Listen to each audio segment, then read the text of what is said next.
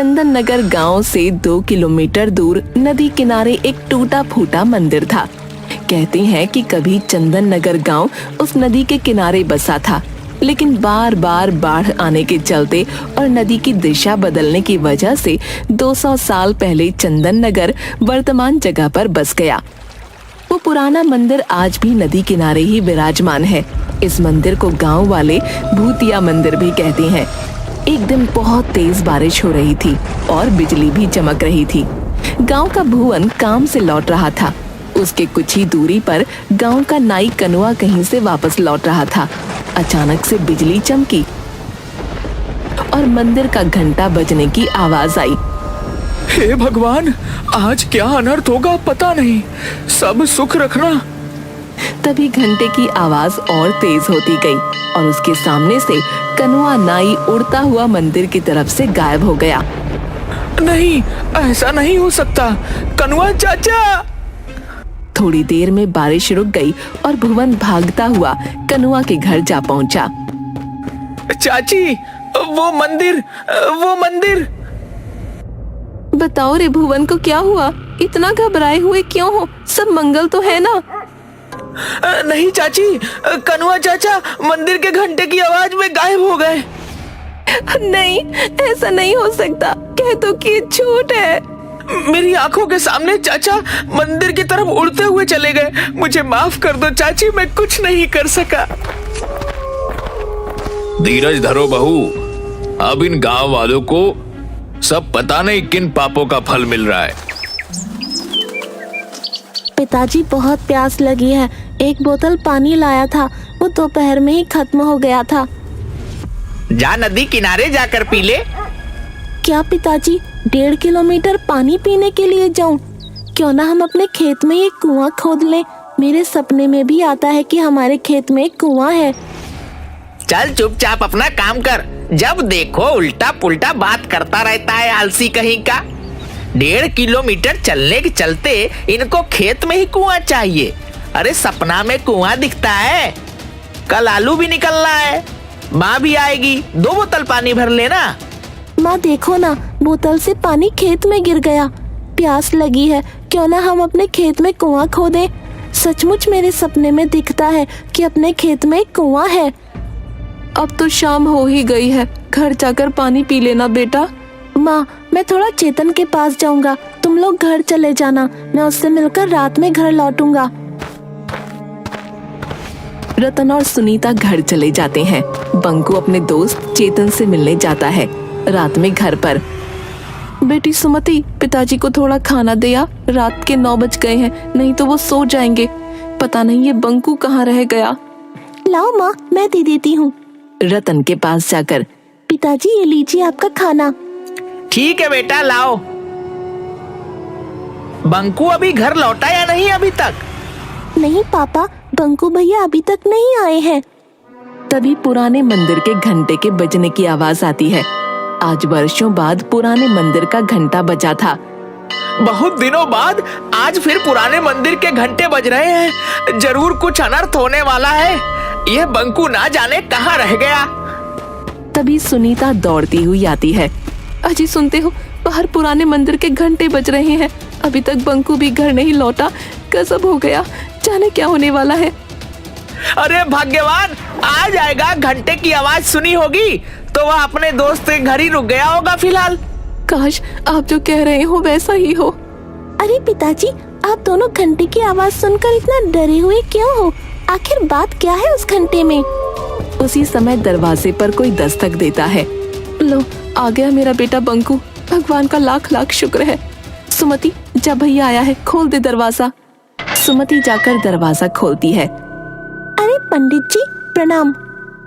हाँ बेटा, मुखिया जी के यहाँ पूजा करवा कर लौट रहा था, तभी पुराने मंदिर का घंटा बजने लगा तो मैं यहाँ आ गया। अरे पंडित जी प्रणाम, आइए आइए, अंदर आइए। बड़े दिनों बाद पुराने मंदिर का घंटा बजा है। पता नहीं किस बदनसीब की किस्मत खराब है। वैसे तुम्हारे परिवार में तो सब सुरक्षित है ना? मुंह क्यों लटका हुआ है तुम्हारा? प्रणाम पंडित जी। देखिए ना, बंकू दोस्त के यहाँ गया था, अभी तक लौटा नहीं है। पुराने मंदिर से घंटे की आवाज आ रही है। चिंता लगी हुई है। धीरज रखो बहू, कुछ नहीं होगा बंकू को। भगवान भला करेंगे, जहाँ होगा सुरक्षित होगा। लेकिन उस पुराने मंदिर के घंटे की आवाज से सब इतना डरे हुए क्यों हैं? मुझे कोई बताता क्यों नहीं? ये तो कोई नहीं जानता बच्ची कि वो मंदिर का घंटा अपने आप बजता कैसे है, लेकिन जब भी बजता है गांव से कोई न कोई लापता जरूर हो जाता है। इसीलिए मंदिर का घंटा बजते ही सभी अपने अपने घर में घुस जाते हैं। तो इस घंटे को कोई खोलकर हटा क्यों नहीं देता? जिसने भी घंटा को हटाने की कोशिश की उसी क्षण उसे लकवा यानी पैरालिसिस मार दिया। ओह, लेकिन ऐसा होता क्यों है? हमारे पूर्वज बताते हैं कि सदियों पहले उस मंदिर के पुजारी की हत्या चोरों ने कर दी थी और कीमती आभूषणों और मूर्तियों को लेकर भाग गए। पर किसी गांव वाले ने पंडित जी की मदद नहीं की? पंडित ने जोर जोर से घंटा बजाया, लेकिन सर्दी के 12 बजे ठंडी रात होने के कारण कोई भी गांव वाले मदद के लिए नहीं गया।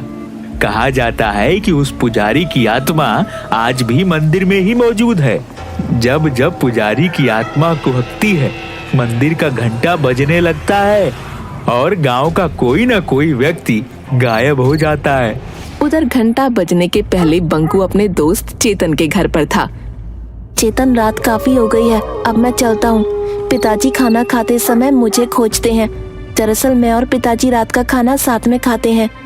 ठीक है यार, तुम्हारे साथ भी पता नहीं चला कि टाइम कैसे गुजर गया, इतनी रात हो गई। तभी मंदिर का घंटा बजने लगता है। अरे बंकू, थोड़ी देर रुक जा यार, पुराने मंदिर का घंटा बजने लगा, जरूर कुछ होने वाला है। नहीं यार, पहले ही काफी लेट हो चुका है। पिताजी मेरे बिना खाए सो जाएंगे, और वैसे भी मैं इस अंधविश्वास को नहीं मानता। ठीक है, चलता हूँ, 10 मिनट में घर पहुँच जाऊंगा। चेतन के बार बार मना करने के बावजूद बंकू वहां से अपने घर की ओर चल देता है।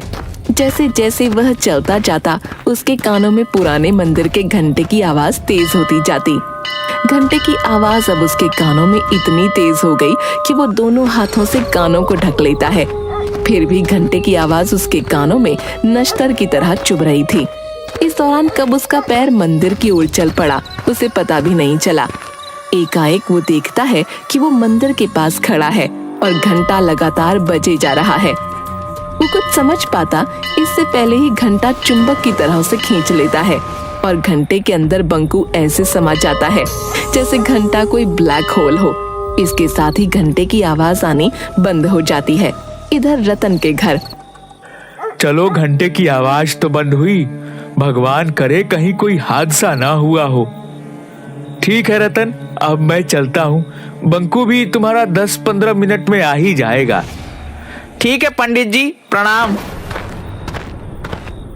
सुनो जी, टॉर्च लेकर चेतन के यहाँ जाकर देखाओ। घंटे की आवाज तो बंद हुए आधा घंटा हो गया, बंकू अभी तक घर नहीं लौटा। तुम ठीक कह रही हो सुनीता, मैं अभी जाकर चेतन के घर बंकू को देख कर आता हूँ। सुमति, जरा टॉर्च तो लाना। रतन पूरा रास्ता टॉर्च से बंकू को खोजते हुए चेतन के घर पहुंचा। वो दरवाजा खटखटाता है। अरे अंकल, आप, बंकू तो यहाँ से आधा घंटा पहले ही चला गया, जब घंटा बज रहा था। अभी तक घर नहीं पहुँचा क्या? नहीं बेटा, अभी तक तो बंकू घर नहीं पहुँचा, लेकिन जब पुराने मंदिर का घंटा बज रहा था तब उसे जाने क्यों दिए? अंकल, मैं बार बार उसे मना कर रहा था कि अभी मत जा, लेकिन वो बोला कि मैं अंधविश्वास में नहीं मानता। मेरे पिताजी मेरे बगैर खाना नहीं खाते और वो उसी समय चला गया। चेतन और रतन दोनों मिलकर बंकू को बहुत ढूंढते हैं, लेकिन बंकू कहीं नहीं मिलता। रतन के घर पर हाहाकार मच जाता है। जैसे तैसे रात गुजरती है। सुबह होते ही रतन के घर पर लोगों की भीड़ उमड़ पड़ती है। रतन भाई, मुझे अभी अभी पता चला कि घंटे की आवाज जो रात में हुई थी उसके बाद से तुम्हारा बंकू गायब है। मुझे इस बात का बहुत अफसोस है, लेकिन इसमें हम लोग कर भी क्या सकते हैं। सरपंच साहब, बंकू मेरा इकलौता बेटा था। वह पूजा पाठ अंधविश्वास को नहीं मानता था। कितनी बार उसे समझाया, लेकिन वह नहीं माना। आज उसी का फल हम लोग भोग रहे हैं। नियति के आगे हम सब लोग बेबस हैं। मैं जानता हूँ कि तुम्हारे ऊपर क्या बीत रहा है। हम लोग तो सिर्फ सांत्वना ही दे सकते हैं। हाँ, बेटा तो चला गया, अब तो सिर्फ सांत्वना ही हमारे हिस्से बचा है। अभी कल ही वह कह रहा था कि पिताजी एक कुआं खेत में खुदवा दीजिए। मेरे सपने में आता है कि अपने खेत में एक कुआं है। 2-3 दिन बाद गांव में एक दुष्ट पंडित बाबा चूरन दास आते हैं। उसे पता चलता है कि रतन के घर से उसका इकलौता बेटा बंकू गायब हो गया है। इसी बात का वो फायदा उठाने की सोचता है और रतन के घर पर पहुंचता है। अलख निरंजन, कोई घर पर है बच्चा? बच्चा तो नहीं रहा। लीजिए महाराज, ये 1 किलो चावल स्वीकार कीजिए। नहीं माता, मैं भिक्षा मांगने नहीं आया। मुझे मालूम है कि तुम्हारा बच्चा पिछले दिनों गायब हो गया है। कोई बात नहीं, हम उसे वापस लाएंगे। महाराज की जय हो। कोई भी उपाय करे महाराज, कैसे भी मेरा बच्चा मुझसे मिलवा दे। नारायण नारायण, तुम्हारा बच्चा तुम्हें जरूर मिलेगा माता। बस थोड़ा सा दान पुण्य करना होगा। घर में जितना भी सोना है उसका त्याग करना होगा। महाराज, सोने जैसे बेटे के सामने ये नकली सोना किस काम का। मैं अभी आपको घर में रखा सारा सोना जेवर लाकर देती हूँ। सुनीता घर में रखा सारा सोने का गहना लाकर बाबा चूरन दास को दे देती है। ये लो बाबा, मेरे यहाँ जितने भी सोने के गहने थे वो सब मैं ले आई। रुको, ये कान में मेरी बाली भी ले लो। मुझे मेरे बेटे से मिलवा दो बाबा। अलख निरंजन, अब चलो, हमें पुरानी मंदिर चलना होगा। वहीं तुम्हारा बेटा तुमसे मिलेगा। बाबा चूरन दास सुनीता के परिवार को पुराने मंदिर की ओर ले चल पड़ते हैं। जल्दी ये बात पूरे गांव में फैल जाती है। बाबा चूरन दास बंकू को वापस लाएंगे। जिनके बच्चे या परिवार का कोई सदस्य अभी तक गायब हुए थे, सब अपने अपने घर के गहने लाकर बाबा चूरन दास के पास पहुंच जाते हैं। बाबा, ये लो मेरे घर के सारे गहने, हमारे बच्चे को वापस ले आओ। बाबा, मेरा भी चाचा को वापस ला दो। ये लो गहने, मेरे पिताजी को वापस ले आओ। ये लो गहने। जल्द ही बाबा के पास सोने के आभूषणों का अंबार लग जाता है।